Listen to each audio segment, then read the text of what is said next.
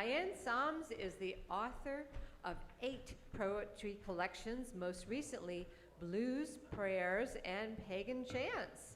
She has been published in North American Review, Northern Virginia Review, Bushfire Review, Valley Voices, Sequestrian, Chiron, the Philadelphia Inquirer, Pennsylvania Literary Journal, the New Verse News, and elsewhere, with poems forthcoming from Ranger Magazine and Amsterdam Review.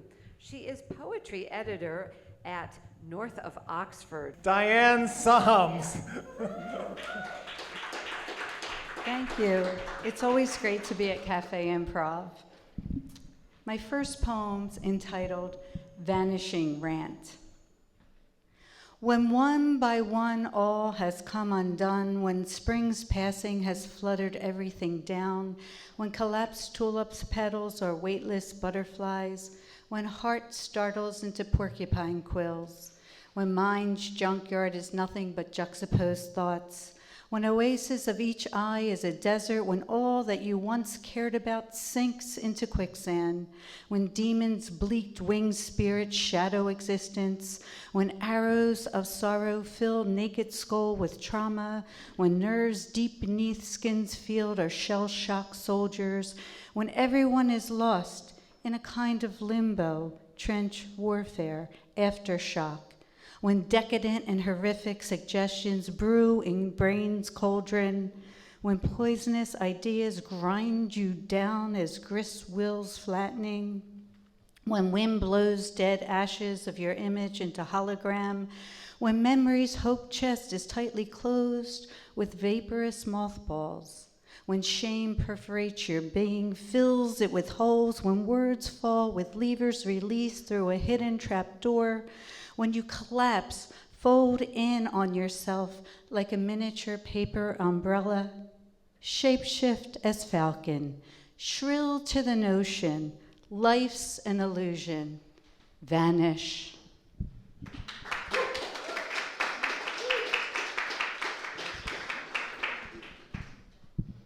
Of primitive lives. Go Gangela Christ on the cross still, crucified on the crumbling wall, hanged above his thin mattress as he lay on plywood, his dying bed of nails. Her joyride, wore peasant clothes with a homeless look, lived every day repeating herself in bands of dismal gray, blue helium balloon before its pop. He was a minor character, a zigzag bolt of lightning seared into black vapors of forgotten night. She, a slug on summer's cracked sidewalk, with a pirate's limp on the slippery slope of a charitable life. Generosity, her recurring puddle, evaporated. She waved a high rising baton. Field and sky and haunted crosses, their bookcase filled with Civil War books, flashing red neon lights, love-sick, love-stricken hearts, a primitive couple.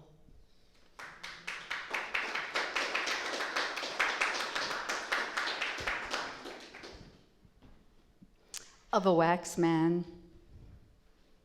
One must have a mind of terror and a body of wax to be a thinkingless head, staring out all the long days and nights, unblinkable eyes, fake, expressionless, gestures held in the same dull way, veinless fingers, hands, arms, legs, feet, toes never moving, never feeling touch. No cares, no worries, no pains, no plans, no commitments. Every now and then, just a hot, melting sun or overhead light circulating heat offers little warmth, and at times forced air vents caress a slight surfacing breeze riding over fake skin, fake hair, fading fabrics. Citizens' remarks fall upon deaf ears, harrowing moonlight serenades, reflection off shiny waxy floors, masked faces, expressionless as corpse, non-human, heartless image of who he is and who he is not.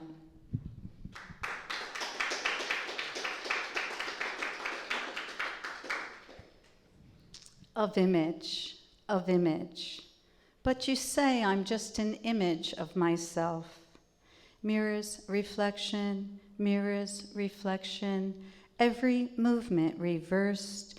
Self-conscious, she blushes, leaves image for the garden, tunnels into mysterious, into an underground root system, molish, alone, inside oneself. She possesses the living stream, knowingness dreams, Spinoza, God source in everything. Even unopened, a woman is architecturally constructed, natural, with more beauty than any man-made tower to Babel. Possesses living fire, the burning bush, sacred, barefoot, womb, breasts.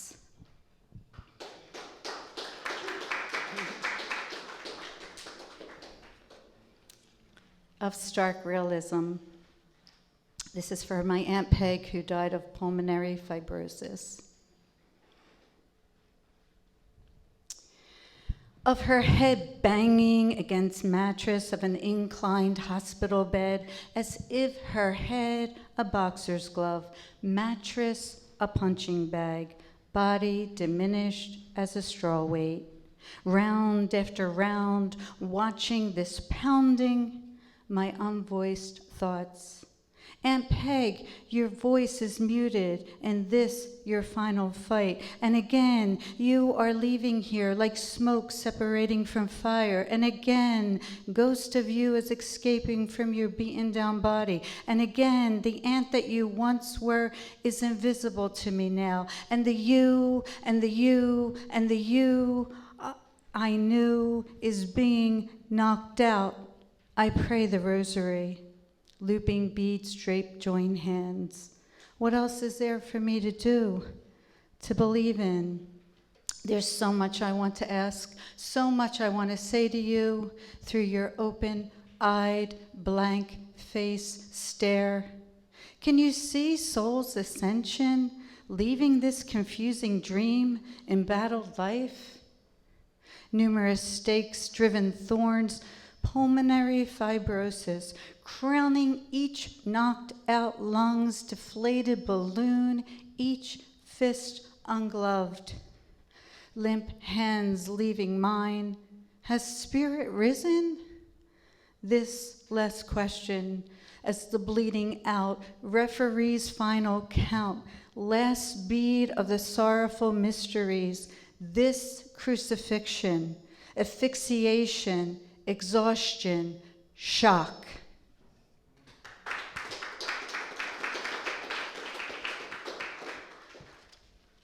Joker's wild. Joker 1. All appeared as juggled chaos. Loss wrings out a body like a wet towel. Misery will not let go. Joker dreams of fatal attractions, resides as damaged bark like sycamores peeled off pieces fallen underfoot. Catbird worries at Joker's despondency, visits often, sings him momentarily awake. Jester's mind sleeps with one eye open.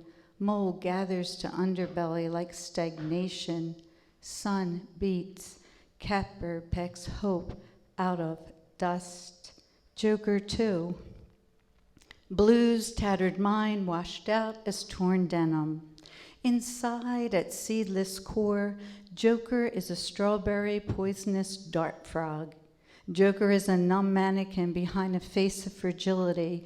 Joker cannot count his day's blessings.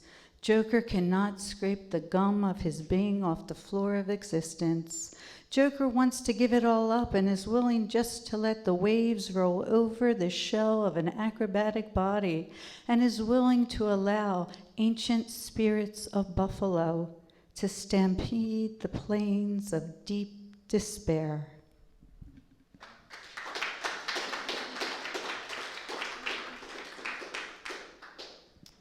My last one is of a spontaneous prosaic poem written while waking from an uncapitalized dream. It's uncapitalized, this whole dream, so hence uncapitalized dream. Double meaning there. Silver mirror parted like the Red Sea, not really that wide, more the size of mercury thermometers, silver droplets when they ball up, break out of a broken glass thermometer, and appear to be metal, edible candy sprinkles on a cupcake. No, not that small. Rather the size of a dressing room mirror that you slip through while trying on clothes, the way a silver dollar fits into the slit of a piggy bank to enter. No, rather slipping through a slot the way sunbeams slice through the sponge cake of a cloud. No, not sunbeams, rather a strong light beam that comes out of a stage camera, complete circle, to put a spotlight on an actor, actress on a dark stage.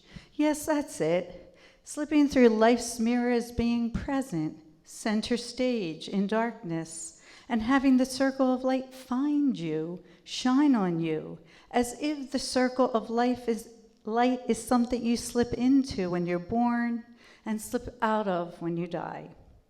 And the whole moment of appearing and vanishing is this magic trick called life, which is mysterious as a momentary ringing in your ear, which is mystical as your ability to unconsciously breathe in a dream or while you're asleep, and how your heart unnoticeably beats, a light switch turned on and then turned off. Thank you. Thank you, Diane Sahms. Once again, Diane is the poetry editor of this wonderful publication called North of Oxford. That's correct. Can you, where did North of Oxford come from? Well, we live north of the Oxford Circle in Northeast Philadelphia, so north of Oxford is north of the Oxford Circle. Also, Oxford's has a nice ring to it. Very nice. But if any of you are writers, do book reviews, essays, or write poetry, you can send to North of Oxford. All you have to do is Google North of Oxford, and you'll see the submission requirements. So send us stuff. There you go, North of Oxford. Thank you so much, Diane Sahms. This is Cafe Improv happens on the fourth Saturday of every month.